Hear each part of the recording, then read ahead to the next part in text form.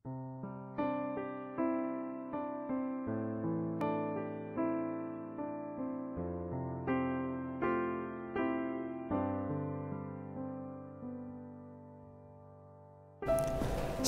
terkasih, dimanapun Anda berada, salam sehat. Biarlah Tuhan menyertai Anda semua dan diberi berkat kehidupan hari lepas hari bersama dengan keluarga. Kasih karunia dan damai sejahtera dari Allah Bapa kita dan dari anaknya Tuhan Yesus Kristus menyertai saudara-saudara sekalian. Mari kita dengarkan firman Tuhan yang diperuntukkan untuk hari ini, Minggu tanggal 27 Februari tahun 2022, tertulis dalam kitab Nabi Yesaya pasal 55 dimulai dari ayat yang ke-10 hingga ayat yang ke-13. Saya bacakan untuk kita semua. Sebab seperti hujan dan salju turun dari langit dan tidak kembali ke situ, melainkan mengairi bumi, membuatnya subur dan menumbuhkan tumbuh-tumbuhan, memberikan benih kepada penabur dan roti kepada orang yang mau makan. Demikianlah firmanku yang keluar dari mulutku, ia tidak akan kembali kepadaku dengan sia-sia, tetapi ia akan melaksanakan apa yang ku kehendaki dan akan berhasil dalam apa yang kusuruhkan kepadanya. Sungguh kamu akan berangkat dengan sukacita dan akan dihantarkan dengan damai. Gunung-gunung serta bukit-bukit akan bergembira dan bersorak-sorai di depanmu, dan segala pohon-pohonan di padang akan bertepuk tangan. Sebagai ganti semak duri akan tumbuh pohon sanobar, dan sebagai ganti kecubung akan tumbuh pohon murad, dan itu akan terjadi sebagai kemasyuran bagi Tuhan, sebagai tanda abadi yang tidak akan lenyap. Sampai di situ peruntukan firman untuk kita saudara-saudara yang terkasih. Hari ini kita menerima topik khotbah kita yang berbunyi, firman Tuhan tidak akan kembali dengan sia-sia. Firman Tuhan tidak akan kembali dengan sia-sia. Kenapa? Karena firman Tuhan itu punya kuasa dan kemampuan untuk mencipta.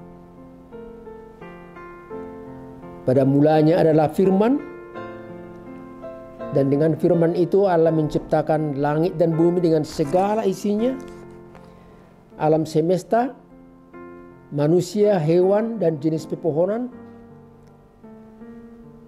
Dan dikatakan di situ, maka terjadilah seturut dengan firman Tuhan.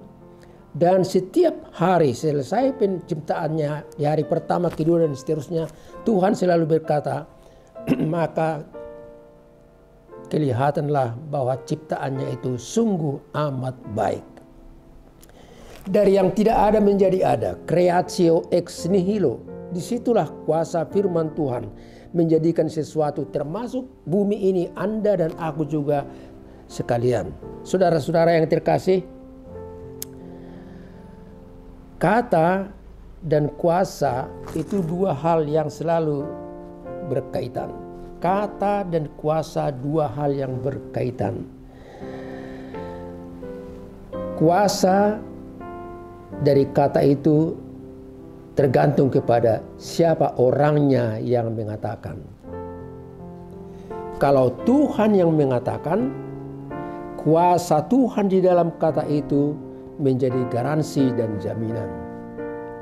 Tetapi kalau manusia yang berkata, namanya manusia yang fana, hari ini datang kemudian berlalu dan meninggal, maka kata atau perbuatannya juga terbatas, maksimal seumur dengan hidupnya sendiri. Selesai itu sudah.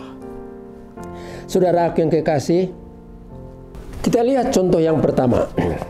Firman Tuhan datang kepada Abraham, yang awalnya disebut Abraham kemudian Abraham, dan Allah berfirman, Abraham, kamu akan kujadikan menjadi bangsa yang besar. Lihatlah bintang-bintang di langit yang tidak dapat dihitung jumlahnya. Tuhan berkata demikian kepada Abraham. Bagaimana terjadi itu? Saya sendiri sampai hari ini belum punya anak. Oh, jangan ragu. Akulah Allah yang maha kuasa, El Shaddai-mu. Dan Abraham percaya. Kemudian sejarah hidupnya berjalan, dan jadilah dia cikal bakal daripada umat yang besar, umat Tuhan, yakni Israel. Lihatlah kitab Kejadian pasal 15 ayat yang pertama dan yang ke-6. Kesimpulannya dari situ, dari contoh yang pertama itu, kita simpulkan bahwa Tuhan memberikan masa depan yang baik bagi setiap orang yang percaya akan Dia. Tuhan memberikan masa depan yang baik bagi setiap orang yang percaya akan Dia. Itulah Abraham bagi kita. Contoh yang kedua, ketika Musa menggembalakan dombanya di bukit Horeb, dia melihat semak belukar terbakar, tapi dia lihat juga bahwa semak belukar itu tidak hangus. Maka dia heran dan pergi ke tempat itu. Dan Tuhan berkata, "Aku yang ada dan aku yang selama-lamanya. Aku telah mendengarkan penderitaan dari umatku bangsa Israel. Aku telah melihat bagaimana penderitaan mereka ditekan oleh bangsa Mesir. Maka aku mengutus engkau untuk berbicara kepada Firaun untuk memulai pembebasan daripada umatku." Bagaimana mungkin saya tidak pandai bicara? Jangan takut, aku akan menyertai engkau. Aku akan memberikan pendampingmu, teman sekerjamu. Dan dengan demikian mulailah pembebasan daripada umat Israel itu. Saudaraku yang kekasih, kita simpulkan, yang mendengarkan firman Tuhan dan mau bekerja, Tuhan menyertai dan memberkati mereka. Yang mendengarkan firman Tuhan dan mau bekerja, Tuhan akan memberkati mereka. Dan itulah Musa. Mungkin satu lagi perlu contoh bagi kita. Kepada Nuh, Tuhan berkata, "Nuh, bangunlah bahtera supaya kamu selamat tinggal di dalamnya bersama dengan segala jenis hewan, pepohonan, dan lain-lain." Maka Nuh membangun bahtera itu. Walaupun dia ditertawain, diledekin oleh orang lain, bagaimana membangun bahtera bukan di tepi laut. Tapi Nuh terus bekerja. Kenapa? Karena dia menerima firman Tuhan dan juga percaya bahwa firman Tuhan akan bekerja, tidak akan kembali kepada pemiliknya. Dan terjadilah sejarah yang luar biasa, terjadi air bah dan Nuh selamat bersama dengan seisi rumahnya dan juga segala jenis hewan dan ternak yang ada di dalam bahtera itu. Saudaraku yang kekasih, itulah kejadian dari kitab Kejadian pasal 6 ayat 9 sampai 15. Saudaraku yang kekasih, marilah kita lihat apa yang dipesankan oleh firman ini. Firman ini memberi semangat hidup bagi kita. Itulah pesan yang pertama. Firman itu memberikan semangat hidup bagi kita. Pengalaman pahit bangsa Israel di Babel sungguh luar biasa. Sejarah yang panjang sampai beberapa generasi mereka tinggal di pembuangan di Babel. Mereka ditawan oleh Raja Nebukadnezar dan 10.000 orang diangkut dari Juda untuk dipekerjakan sebagai budak di Babel. Sungguh sedih. Mereka marah dalam hati tapi tidak mampu berbuat apa-apa. Mereka bekerja sebagai paksa, kroni, tanpa upah minimum regional sebagaimana lazim kita dengar sekarang ini di Indonesia. Mereka frustrasi, menangis, dan hilang pengharapan. Tetapi Tuhan melalui Nabi Yesaya berkata, kalau kita baca pada ayat yang ke-7, "Kamu jangan sedih, jangan frustrasi, tapi kamu harus balik kepadaku, harus bertobat, taat, tunduk kepada aku, maka kamu akan memperoleh sesuatu yang baru." Demikianlah sejarah daripada umat Israel di Babel itu. Dan Ajakan Tuhan untuk bertobat itu berarti bahwa kamu harus berbalik arah. Yang dulunya meninggalkan aku, sekarang kamu harus menghadap aku. Yang dulunya meninggalkan aku, sekarang harus menjadi percaya kepadaku. Maka kamu akan mengalami sesuatu yang baru dalam hidup ini. Saudara yang kekasih, kepada kita juga di zaman modern ini kita diminta dan selalu diminta oleh Tuhan supaya kita datang menghadap Dia. Jangan lupakan Tuhan. Jangan lupakan kekuasaannya. Jangan lupakan firman-Nya. Firman-Nya yang menegur, firman-Nya yang menasihati, firman-Nya yang menuntun jalan hidupmu, firman-Nya yang memberikan berkat bagi kamu. Datanglah kepada Tuhan. Saudaraku, Tuhan itu luar biasa. Dan dikatakan dalam ayat ini, ayat-ayat sebelumnya, sebelum ayat 10 dikatakan, sebab rancanganku bukanlah rancanganmu, dan jalanmu bukanlah jalanku. Demikian firman Tuhan. Rancanganmu bukan rancanganku. Rancanganmu mungkin rencana 1 tahun, 2 tahun, 5 tahun, repelita umpamanya. Tapi rancanganku seumur-umur hidupmu. Sejarah perjalanan hidupmu. Itulah rancanganku. Dan rancanganku adalah rancangan yang membawa keselamatan dan kebahagiaan. Saudara, dilanjutkan lagi oleh firman ini, seperti tingginya langit dari bumi, demikianlah tingginya jalanku dengan jalanmu, rancanganku dengan rancanganmu. Karena itu jangan frustrasi, jangan hilang semangat, dan jangan loyo, tapi kuat semangat. Karena yang berkata itu adalah Allah sendiri, Allah yang Alfa dan Omega. Bukan Allah yang satu periode tertentu seperti manusia, tapi Allah yang dari awal hingga akhirnya, Dialah Allah yang berkuasa. Saudara, kita membuktikan dari sejarah bangsa Israel pada tahun 537 oleh Tuhan melalui Raja Kores dari Persia. Raja Kores memberikan kebebasan kepada umat Israel untuk kembali ke Juda. Pemberian yang sungguh luar biasa. Pemberian bukan karena upaya dan usaha, tapi pemberian karena dikendalikan oleh Allah dari sorga sana, dan Raja Kores menaatinya. Pesan yang kedua, firman itu memberikan sukacita dan kemampuan untuk bekerja. Sukacita itu memberikan kekuatan, dan kekuatan itu mengerahkan hati kita, dan hati kita ini untuk melihat ke depan. Tuhan dengan firman-Nya bekerja. Oleh firman Tuhan dalam kitab Nabi Yesaya dikatakan, seperti hujan dan salju turun dari langit ke bumi. Air itu mengairi bumi dan menyuburkan tanah, yang membuat tanaman tumbuh dan berbuah. Demikianlah firman-Ku, dikatakan oleh nas ini kepada kita.